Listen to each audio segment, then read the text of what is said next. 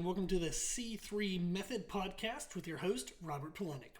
Our goal is to educate you on everything health and fitness related with a clear, concise, and customized approach. We want you to know what you need to know and how to apply it in a way that fits you best. Today's podcast number 2300, and the title is Self-Deception. Recently, I had a client reach out and ask if it would be helpful for them to add additional cardio to their program in order to promote greater fat loss. They said that they've been doing well with their nutrition, but they haven't seen the fat loss that they were looking for. Most notably, they said they wanted to lose more on their belly. So they were wondering if adding cardio would help. I went in that journal, which is how I communicate with all my one-on-one clients, and I log into their app if they do a nutrition tracking app. I check all the numbers every day. I usually give feedback on the food choices, the meals, and then their calories and protein and any other targets that we're tracking. So I went through the last 20 days and showed them the calories that they were consuming with the protein, because that's their two main targets that we're aiming for. So they have a calorie window that they should aim in each day. We actually have a training day and a non-training day, but I just took the combination of the whole window. So the lowest of the low that would be good in our target and the highest of the high, and said if they were anywhere in there, we would consider that a good day, whether it was a training day or not. And then their protein range as well. Out of the last 20 days, they were accurate to their targets only 9 out of 20 days. So less than 50%. But in their journal, their comment was, I've been doing well with food. And it's interesting in the sense that I don't think any of us would say that 50% or less than 50% would be well, or that we're doing good. However, this is actually very common. This is one of the reasons why I really promote most of my clients to track what they do. There are cases and situations in which we don't. But overwhelmingly, we do want to track our efforts that we think will lead to the results that we want. The reason why is self-deception. We are really good at lying to ourselves. And in general, this is myself included, we are all full of shit. We like to believe the best of ourselves. And we like to believe that the excuses we have for why we don't do what we should do validate us not doing it, so therefore we should still get the results of doing it. And that's not how reality works. So it's interesting that I often run across situations like this with clients where they could pass a lie detector test saying that they're doing well, or that they did something, or that they always have a certain behavior. But when you actually track it, that's not often the case. I had another client, their goal is to lose body fat. And they've been saying, they've tried every diet under the sun. They can follow any diet. That's not the problem. Food isn't the problem. I just have really bad genetics. So we talked about hormone health. We talked about getting blood work. Sorted all that out. Everything's actually in a really good place. So their genetics, the part that we can kind of understand, control, and look at and maybe manipulate, that's all fine. It's all good. It's all where everybody else is. So in their mind, they see other people making progress and they're wondering why they're not, so they blame their genetics. However, when we look at the adherence to what they should be doing, what their parameters were, they were not accurate either. One of the days they sent me a message, it was a little like emoji or emoticon or something of a person gaining weight, and they're like, oh, this is so frustrating, can't seem to make any progress. But the night before, they overate their calories. They had 3 margaritas. And it's like, well, what the hell? You can't say that you're frustrated you're not making progress. But the night before, we didn't follow any of the things that allow us to make progress. This is very common. I'm going to call out myself now. So this is not just me bashing on other people. One of the things that I have had to learn to do and be very diligent with is to track sauces.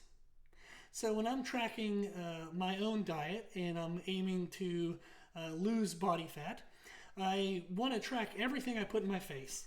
So that way I'm fully aware of all the calories I'm consuming. This would even be, sugar-free gum that might actually have 5 calories per stick of gum that maybe we're not paying attention to. So we want to track that. I have energy drinks that I drink during the day that are only 5 calories because they're supposed to be, sugar-free and 0 calorie, but there's actually 5 calories in it. I track those. One area that I used to not track well was sauces. I would often say to myself, like, oh, okay, this is 30 calories for 2 tablespoons. I'll mark that in. And then I would just squirt the sauce all over the food. I would eat some of it. Maybe it would start to get a little dry, so I'd put a little more sauce on. I wouldn't always actually measure out the sauce. So a serving size might have been 30 calories for 2 tablespoons, but I had 20 tablespoons, so it ended up being 300 calories. And that's an area that I've had to learn to be more disciplined in, is anything I put in my face. When my goal is a diet, when I'm trying to manipulate my body weight, anything, I track it. One of the other things that I track is my little flavoring packets that I use. I use Skittle flavoring packets because I don't like the taste of water. I am weird. I understand that I don't like the taste of water, but I don't think it's that weird because I taste it and I don't like it. So I use flavoring packets, but I have to track those as well. I have 24-ounce shakers. I use 2 of them all day, and I consume, oh my gosh, probably about 12 of those shakers a day. And if each of those little Skittle packets is 5 calories, that adds up to 60 calories. 60 calories doesn't sound like much, but if it's 60 calories in the drink packets, it's 30, 60, 90 calories in sauces, a couple sticks of gum here or there.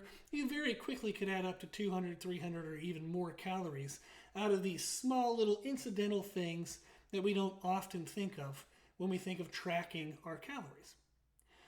It's important that we recognize that we are often full of shit.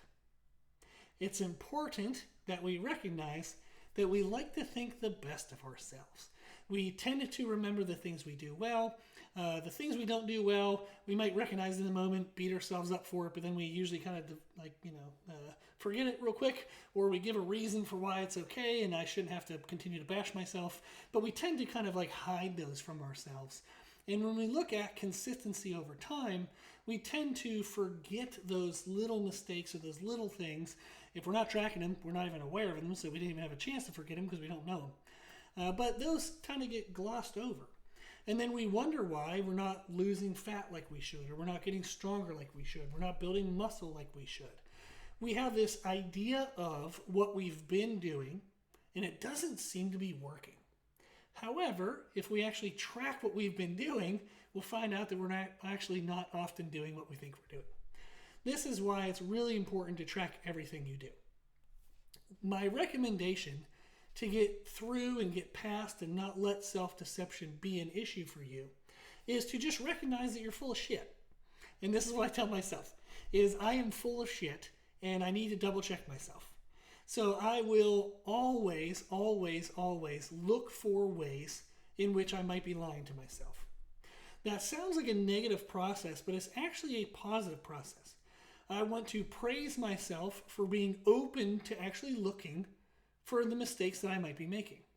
That in itself is a praiseworthy mindset. That's a praiseworthy behavior, is to say, hey, you know what? If I'm the problem, I want to know that. And the main reason why is if I'm the problem, I can correct myself. If it was bad genetics, what in the hell are you going to do about that, right? If you're following the plan perfectly, but the plan's not working, what the hell are you going to do about that? You just jump to the next plan, then the next plan, then the next plan. If we are the problem, we can fix ourselves. Not easily, and it might take some trial and error, but it's something that we have a sense of control over. So if I'm struggling with a sense of control, if I'm struggling with frustration, with wondering what in the heck is going on, if I look at myself and I say, am I honest with myself? Am I truly doing what I think I'm doing? Let me look into it. Let me be open to and be willing to look at my own behavior with clear vision and actually write everything down as if I was, a scientist doing research, or if I was my trainer, checking everything I'm doing.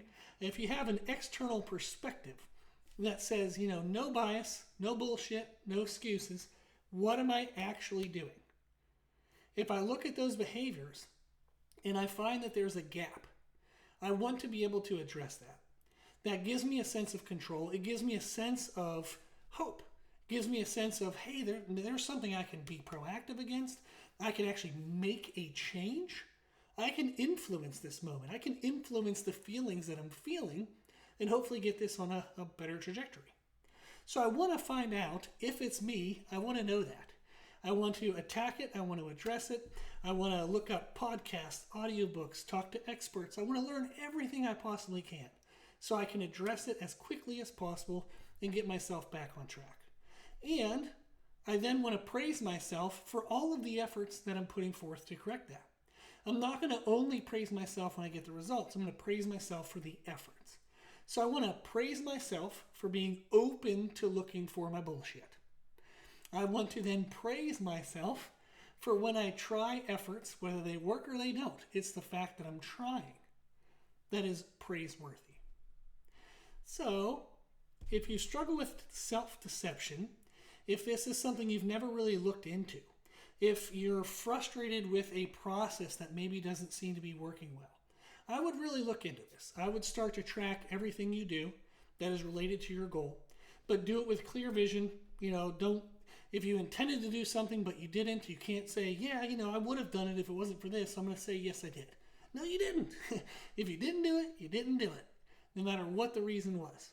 So start tracking that. And if you find that your belief of what you were doing isn't as accurate as reality, that's okay. Just find ways, practice things, try anything to try to address and correct that. Because as you correct that gap, as you close that gap down, you'll finally start to make the progress that you've been looking for. So self-deception is common. Everybody struggles with it to some degree.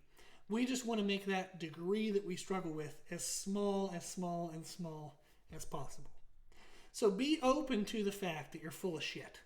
It happens to all of us, myself included.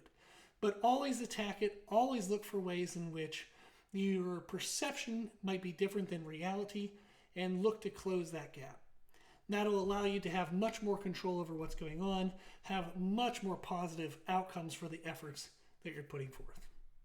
Okay, hopefully that helps. If you have any questions, if you need anything, you can reach out to us at our website, which is c3method.com. And 3 is spelled out T-H-R-E-E, so C-T-H-R-E-E method.com. You can email us as well. It's c3method@gmail. You can reach out to us on Instagram, on YouTube, all the social media places. We're all under the name C3 Method. Just however you can, wherever you can, reach out if you need anything, and I'll always be happy to help. Okay. Well, if you like the podcast, if you find the podcast helpful, make sure you share it with other people.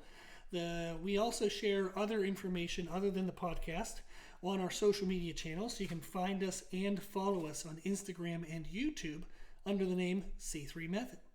As always, I hope this was helpful, and thank you for listening.